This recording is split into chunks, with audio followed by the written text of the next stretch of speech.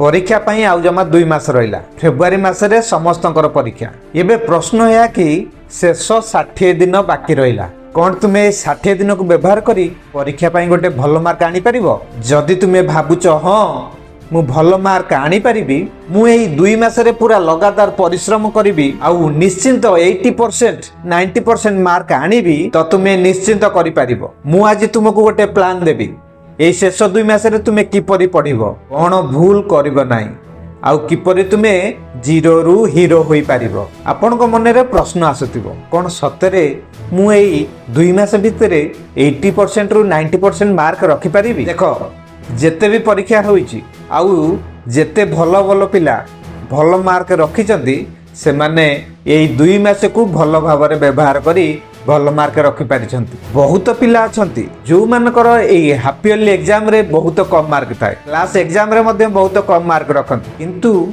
A final exam रे एते परिश्रम करंती जे से मानकर मार्क 80% 90% ऊपर को रखंती।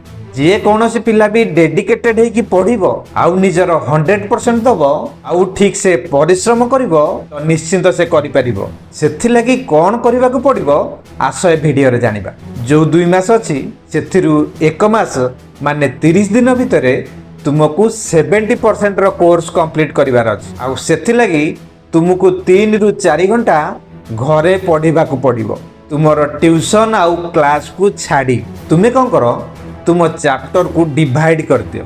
प्रत्येक विषय इंग्लिश हो गणित हो विज्ञान हो इतिहास हो भूगोल हो ताकू 3टी जोन रे तुमे डिवाइड करो। प्रथम जोन रे सेही चैप्टर को रखो जो चैप्टर रु अधिक मार्क आसुछि। द्वितीय जोन रे सेही चैप्टर रु रखो जोथिरे एवरेज प्रश्न आसुथिबो आ तृतीय जोन रे सेही चैप्टर को रखो जो चैप्टर रु कम प्रश्न आसुथिबो। एबे प्रश्न आसीबो किपरि तुमे जानिबो जे को चैप्टर रु अधिक प्रश्न आसीबो आउ को चैप्टर रु कम प्रश्न आसी। देखो सेथि लागि तुमे तुम स्कूल टीचर को ठारू पचारि बुझी परिबो नहेले ट्यूशन टीचर ट्यूशन सार को ठारू तुमे मध्ये पचारि बुझी परिबो को चैप्टर इंपोर्टेंट को चैप्टर कम इंपोर्टेंट। तुमे मध्ये पूर्व वर्षर क्वेश्चन को देखिकी जानि परिबो को चैप्टर इंपोर्टेंट आउ को चैप्टर इंपोर्टेंट आउ जेबे जानि गलो इंपोर्टेंट चैप्टर कोटा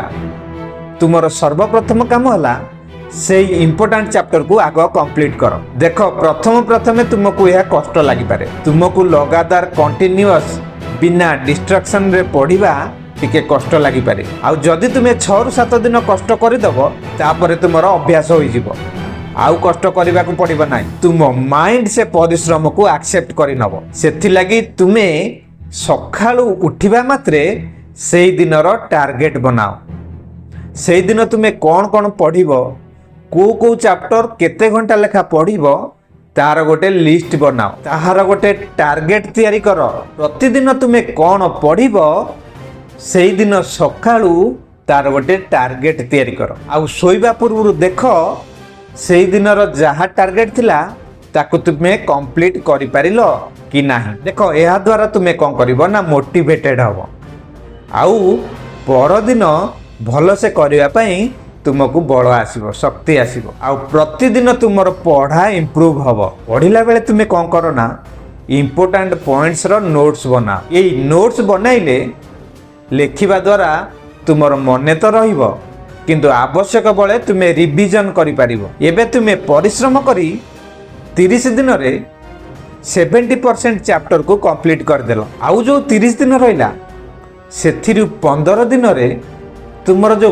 बाकी 30% चैप्टर अछि ताको कंप्लीट करिबा सहित तुमे मध्य रिवीजन करो। तुमे क्वेश्चन आंसर प्रैक्टिस करी रिवीजन करो आउ जो शेष 15 दिन रहिला सेथिरे केवल सैंपल क्वेश्चन पेपर को प्रैक्टिस करो रिवीजन मध्य करो। एहा द्वारा कोन होबो ना तुमरो राइटिंग प्रैक्टिस हबो आउ मध्य ठीक समय भितरे आंसर लेखिबार प्रैक्टिस होई परिबो। यही पढ़ा भितरे मन रखो जो सब्जेक्ट तुमरो वीक अछि ताकू अधिक समय दियो। आ गोटे कथा मन रखो जदि कौनसी दिन कौनसी काम बा असुविधा सकाशे अधिका समय पढ़ी पारिल नाही तो सेथि लागि डिप्रेस हुअनी।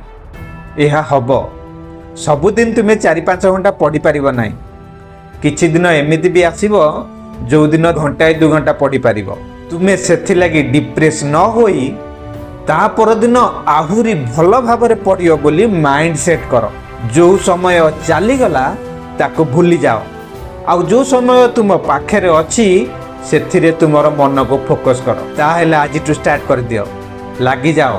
Best of luck. पुणी भेट हवा आउ एक नया वीडियो रे। Thank you.